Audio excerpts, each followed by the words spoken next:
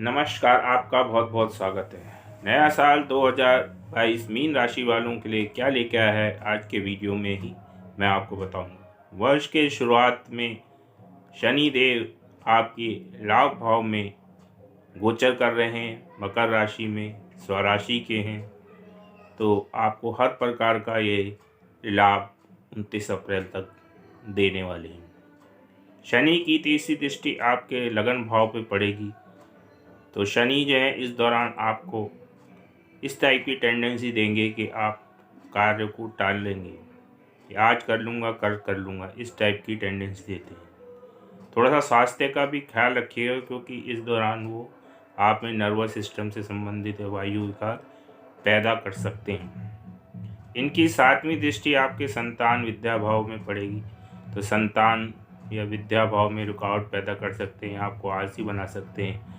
आपको विद्या में मन नहीं लगेगा या संतान से संबंधित कोई दिक्कतें आपको आ सकती हैं इस दौरान। 10वीं दृष्टि इनकी अष्टम भाव पे पड़ेगी, तो अष्टम भाव चोट चपेट ऑपरेशन इन सब चीज़ों का है, तो इन चीज़ों से आपको ध्यान रखने की ज़रूरत है। लेकिन अगर आप किसी रिसर्च वर्क में जुड़े हुए हैं, धर्म कर्म के कार्य से जुड़े हुए हैं, जासूस से संबंधित जुड़े हुए हैं, इनकम टैक्स से संबंधित जुड़े हुए हैं, तो उसमें ये आपको थोड़ी रुकावटें तो देगा, लेकिन कुल मिला के इन चीज़ों में आपको ज़्यादा परेशानी नहीं आने वाली। उसके बाद शनि जो हैं 29 अप्रैल के बाद 12 जुलाई तक आपके 12th हाउस में चले जाएंगे, अपनी मूल त्रिकोण राशि में।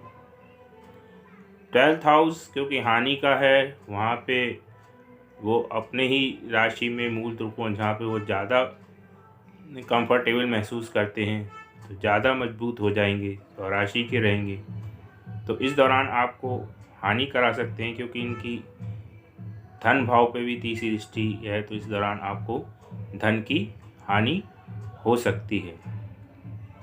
इनकी उस समय 7वीं दृष्टि सीधे रोग भाव पे हो सकती है, तो रोग वगैरह पे ये खर्चे बढ़ा सकते हैं, क्योंकि खर्चे के घर में बैठे हैं, तो आप खर्चे कर सकते हैं। इस दौरान रोग पे ऋण ले सकते हैं इस दौरान, या मुकदमेबाजी में आपका खर्चा ये ज़्यादा करा सकते हैं।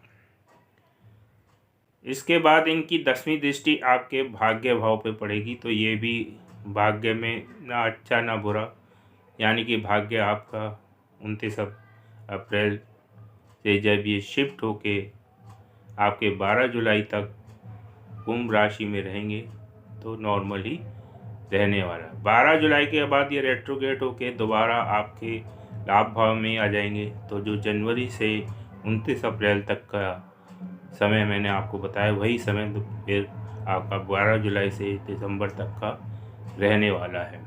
तो शनि देव पूरे साल आपके हानि भाव और लाभ भाव, यानी कि पहले लाभ कराएंगे, फिर हानि, और फिर लाभ वाले भाव में, यानी कि मिला जुला लाभ हानि आपका रहेगा, यानी कि लाभ ज़्यादा रहेगा, हानि के टाइम पे वो 29 अप्रैल से 12 जुलाई पे ही रहेंगे। लेकिन उस दौरान आपकी 7.5 भी रहेगी, क्योंकि वो मकर से जो हैं पीछे कुंभ राशि पड़ती है, तो जैसे ही वो 29 अप्रैल से 12 जुलाई तक आएंगे, तो वो 7.5 भी बना देंगे, तो उस दौरान आपको बहुत ही ध्यान देने की ज़रूरत है, हानि होने की प्रबल संभावना है, क्योंकि 7.5 का इफेक्ट भी रहेगा। उसके बाद ये जब ये वापस रेट्रोगेट होके जाएंगे, तो फिर 23 जनवरी 2023 तक वो वहीं रहेंगे, तो लाभ रहेगा, लेकिन फिर 23 जनवरी के बाद पूरी तरीके से 7.5 आपकी राशि पे लगने वाली है, तो इसका थोड़ा सा आप ध्यान रखिए। अब बृहस्पति देव की बात कर लेते हैं। बृहस्पति देव भी इस समय आपके कुंभ राशि में ही चल रहे हैं, हानि वाले भाव पे ही चल रहे हैं। उनकी दृष्टि आपकी चतुर्थ भाव पे पड़ेगी, 5वीं। 7वीं दृष्टि उनकी रोग ऋण भाव पे, और जो है 9वीं दृष्टि उनकी अष्टम भाव पे, यानी कि उनकी दृष्टि चतुर्थ भाव पड़ेगी, तो माता से आप संबंध अच्छे रहेंगे, सुख सुविधा रहेगी, घर प्रॉपर्टी वाहन का आपका सुख होगा, आप घर प्रॉपर्टी के लिए लोन भी ले सकते हैं इस दौरान, तो आपको लोन भी इजीली मिल जाएगा। लेकिन मुकदमे वगैरह लड़ाई झगड़े में आप फंसे हुए हैं तो ये उसमें आपको ज़्यादा उलझा देगा, ज़्यादा ये बढ़ सकते हैं। इस दौरान थोड़ा ध्यान रखिएगा। और नवी दृष्टि अष्टम भाव से धर्म कर्म के कार्य में अगर आप में मन लगाएंगे और इसमें आपको फ़ायदा होगा। अगर आप इन सब चीज़ों से हट के कुछ और कार्य करेंगे तो ये नुकसान कर सकते हैं। लेकिन अगर आप रिसर्च, जासूसी या इनकम टैक्स या पीएफ के कार्यालय या किसी इस टाइप से जुड़े कार्य में, तो इसमें आपकी वृद्धि ये कराएंगे। गुरुदेव जो हैं 12 अप्रैल तक यहीं रहने वाले हैं कुंभ राशि में। 12 अप्रैल के बाद 13 अप्रैल से ये जो हैं आपकी अपनी स्वयं की राशि, आपकी राशि मीन राशि में आ जाएंगे। मीन राशि में आने के बाद ये काफ़ी अच्छी पोजीशन में आ जाएंगे, क्योंकि आपकी राशि पे होंगे। इनकी जो दृष्टि होगी वो आपके पंचम और नवम यानी कि तीनों धर्म के कोण में होंगी और धर्म भाव में ये आ जाएंगे। तो इस दौरान आपके धर्म कर्म में रुचि बढ़ेगी, आप अच्छा दिमाग आपका कार्य करेगा, सात्विक होंगे आप, संतान का सुख मिलेगा, विद्या का सुख मिलेगा, भाग्य आपका साथ देने वाला है। 12 अप्रैल से पूरे साल ये आपके जो हैं दिसंबर तक यहीं रहने वाले हैं। तो शनि का जो निगेटिविटी है उसको ये काफ़ी हद तक कम करेंगे, क्योंकि शनि जो है गुरु से सम रहते हैं, गुरु की राशि में ज़्यादा नुकसान नहीं पहुंचाते हैं। तो गुरु जो भी शनि आपका डैमेज करेगा तो उसको रिपेयर करने का काम करेंगे। अब राहु की बात करते हैं, तो राहु आपके समय तृतीय भाव में चल रहे हैं। तो तृतीय भाव में राहु जो हैं अच्छे परिणाम देते हैं। तो आपके छोटे भाई बहनों से प्रेम बढ़ाएंगे, अच्छा आपका संबंध रहेगा। भाग्य में जरूर ये थोड़ी कमी कर सकते हैं, भाग्य में इनकी सीधे दृष्टि 7वीं पड़ेगी। 5वीं दृष्टि इनकी 7म भाव में पड़ेगी। तो वैवाहिक पार्टनर या कोई बिजनेस का पार्टनर, इन संबंध में वो भ्रम पैदा कर सकते हैं, आपको जो है धोखा भी मिल सकता है। तो इसलिए पार्टनरशिप और ख़ासतौर से वैवाहिक जीवन का आपको इस दौरान ध्यान रखना है। इनकी जो है 9वीं दृष्टि आपके लाभ भाव में पड़ेगी। तो लाभ तो ये आपको कराएंगे, यानी कि राहु की जो है 11वें भाव में दृष्टि अच्छी ही होती है, क्योंकि 11वां भाव भी जो है काम त्रिकोण है, तो आपकी इच्छा पूर्ति ये अवश्य कराएंगे। ये भी 12 अप्रैल से शिफ्ट होके गुरु के साथ साथ ये भी 12 अप्रैल से शिफ्ट हो जाएंगे और 12 अप्रैल के बाद ये आपके धन भाव में आ जाएंगे।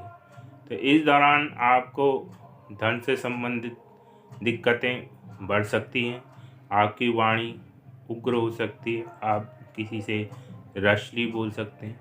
लेकिन अगर आप कम्युनिकेशन फील्ड में हैं या ऐसे मीडिया में के कार्य में, टीवी के कार्य में, पत्रकारिता कार्य में, ऐसे कार्य में हैं जिसमें कि आप डायरेक्ट नहीं होते हैं, आपकी छाया होती है, तो उन कार्यों से ये आपको धन अवश्य दिलवा सकते हैं।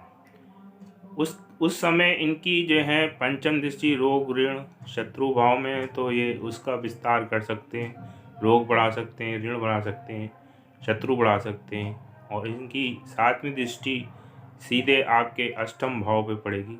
तो इस दौरान चोट चपेट के खतरा आपको रह सकता है, ऑपरेशन का खतरा रह सकता है, कैंसर जैसी बीमारी भी कई बार ये दे देते हैं, अगर और भी मैलिफिक प्रभाव वहाँ पे अष्टम भाव में रहा तो ये कुल मिला के आपकी जन्म कुंडली पे भी डिपेंड करेगा कि आपके ग्रह कहाँ हैं। ये केवल गोचर की स्थिति ही के अनुसार आपको बताया जा रहा है। उनके बाद इनकी 9वीं दृष्टि जो है आपके कार्य क्षेत्र पे पड़ेगी। तो कार्य क्षेत्र में अच्छा परिणाम देते हैं 10th हाउस में, तो कार्य में विस्तार करा सकते हैं, लेकिन बॉस से ये थोड़ा अनबन करा सकते हैं। तो बॉस के साथ आपको संबंध ठीक रखनी है। अब केतु की बात कर लेते हैं। केतु आपके समय भाग्य भाव में चल रहे हैं, तो आप पिता से दूरियां बढ़ा सकते हैं। पिता से जो है अलगाव हो सकता है, या तो लड़ाई के थ्रू या वैसे भी किसी कार्य की वजह से पिता से आप दूर रह सकते हैं। खास तौर से 12 अप्रैल तक ये स्थिति बनी रहेगी। भाग्य का आपका साथ नहीं मिलेगा, कई बार काम बनते बनते आपके ये अटका सकते हैं। लेकिन 12 अप्रैल के बाद ये जो हैं पूरे साल दिसंबर तक आपके अष्टम भाव में आ जाएंगे। तो अष्टम भाव में ये अच्छा फील करते हैं। धर्म कर्म अध्यात्म मोक्ष तंत्र मंत्र ज्योतिष इन सब कार्यों में अगर आप हैं तो इसमें काफ़ी अच्छी ये आपकी तरक्की करते हैं। कोई रिसर्च मतलब कोई बारीक काम ऐसा हो तो जिसमें काफ़ी सूक्ष्मता की ज़रूरत पड़ती है तो केतु काफ़ी इसमें अच्छा परिणाम देते हैं। सीक्रेट कार्यों में अच्छा परिणाम देते हैं। तो केतु जो हैं अष्टम भाव में आके थोड़ा चोट चपेट का भी भय बना देते हैं। भय आपके अंदर रहेगा कि मेरे कहीं चोट ना लग जाए, भले ही चाहे लगे या ना लगे, तो भय आपके अंदर पैदा कर देते हैं। तो इस टाइप की ये टेंडेंसी आपको दे देते हैं। तो कुल मिला के इस वीडियो में इतना ही। धन्यवाद।